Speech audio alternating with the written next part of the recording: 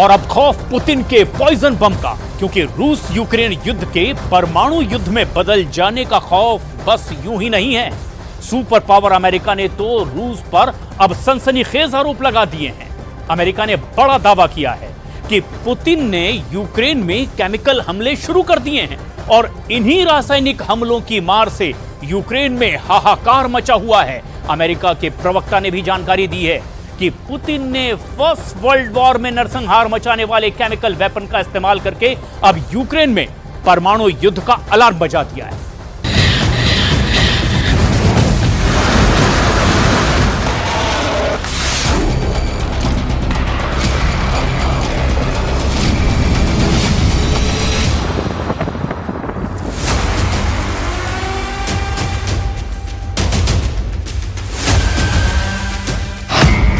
Putin ने फोड़ा poison बम।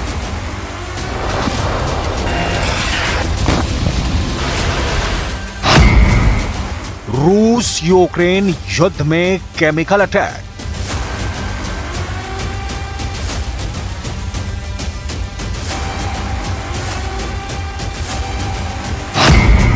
युद्ध में कूदेगा नेटो।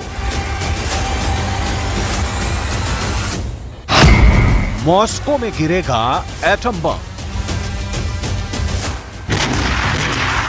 अब यूक्रेन रूस को महायुद्ध बनने से रोकना नामुमकिन है, क्योंकि इस युद्ध में अमेरिका को सीधे दखल देने की वजह मिल गई है। सुपर पावर ही नहीं, नाटो फोर्स की पूरी पलटन यूक्रेन की खातिर जंग में मोर्चा संभाल सकती है, क्योंकि रूस के बमों से ज्यादा कहर बरपा रहा है एक जहरीला हथियार। पुतिन आर्मी से ज्यादा लाशें बिछा रहा है रूस का सीक्रेट एजेंट।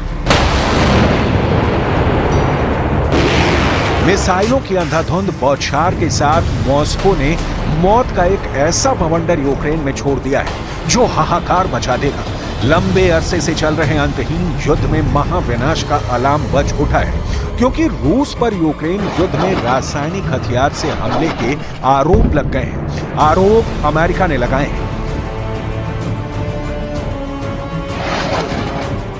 सबूतों के साथ पुतिन को अमेरिका ने घेर लिया है। इस केमिकल अटैक को आधार बनाकर अमेरिका और नेटो किसी भी वक्त रूस के खिलाफ युद्ध में मोर्चा खोलने का आधार भी तैयार कर चुके हैं। यानी अब ये लड़ाई भीषण होगी, व्यापक होगी, पहले से कहीं ज्यादा विध्वंसक और विनाशकारी भी होगी।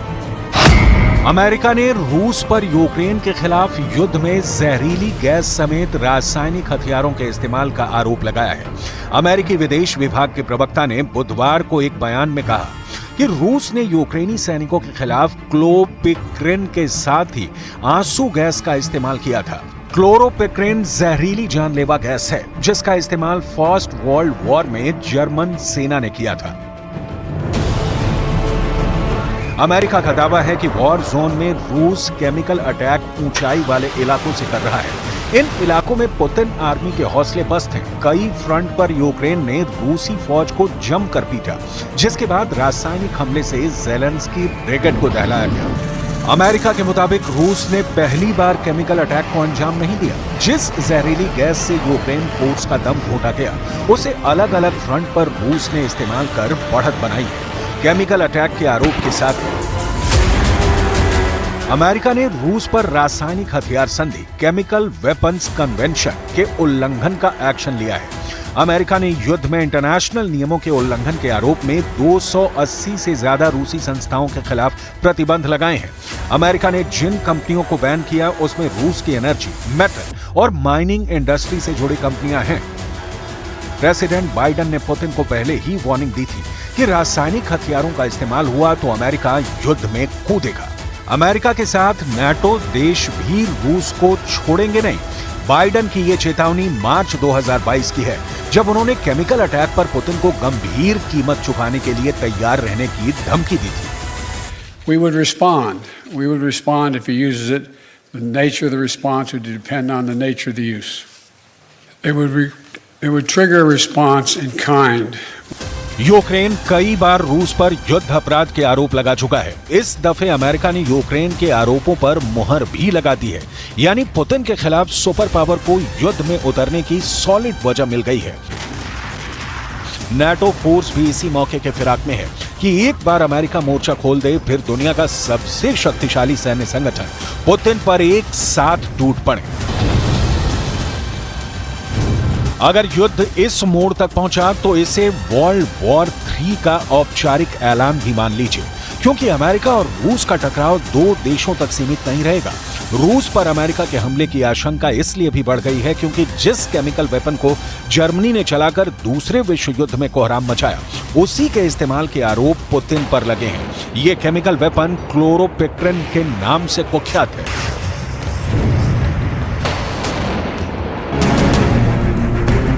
क्लोरोपिक्रिन को पीएस और नाइट्रोक्लोरोफॉर्म के रूप में भी जाना जाता है। ये एक रासायनिक यौगिक है जिसका इस्तेमाल जानलेवा कीटनाशक और नेमाटाइड के रूप में किया जाता है। क्लोरोपिक्रिन गैस और लिक्विड दोनों रूप में इस्तेमाल हो सकता है। इसकी एक छोटी सी बूंद भी जानलेवा हो सकती है।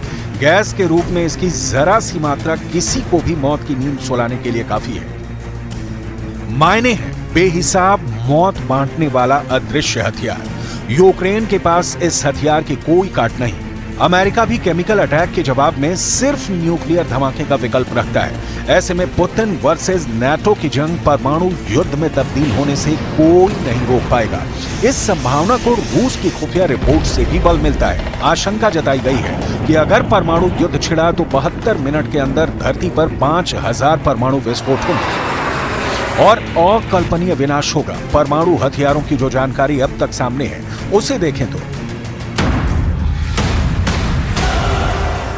Stockholm International Peace Research Institute यानी सिप्री की एक रिपोर्ट में बताया गया था कि साल 2020 तक कुल 9 देशों के पास लगभग 13,400 परमाणु हथियार थे, जिनमें से 3,720 उनकी सेनाओं के पास तैनात थे।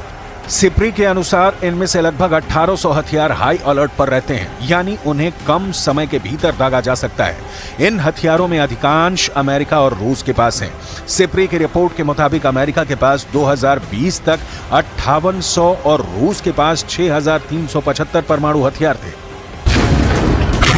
मतलब इस धरती की तबाही का न्यूक्लियर जखीरा 2 महाशक्तियों के पास है।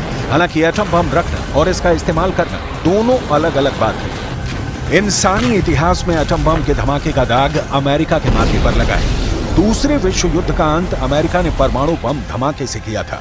जापान के 2 शहरों को न्यूक्लियर अटैक से राख कर अमेरिका ने दुनिया को परमाणु विध्वंस की झलक भर दिखाई थी।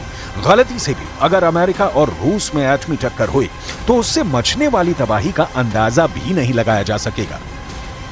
न्यूक्लियर वॉर सायरन बजने के बाद यूक्रेन ने एआई प्रवक्ता को भी लॉन्च किया है।